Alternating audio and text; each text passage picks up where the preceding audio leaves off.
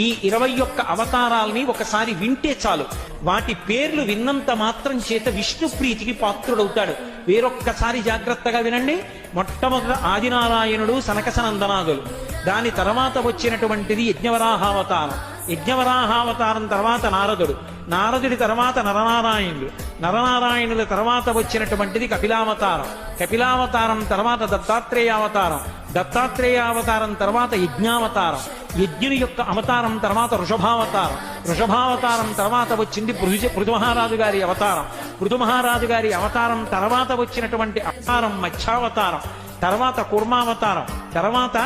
ధన్వంతరి, తర్వాత మోహిని, తర్వాత నరసింహుడు, తర్వాత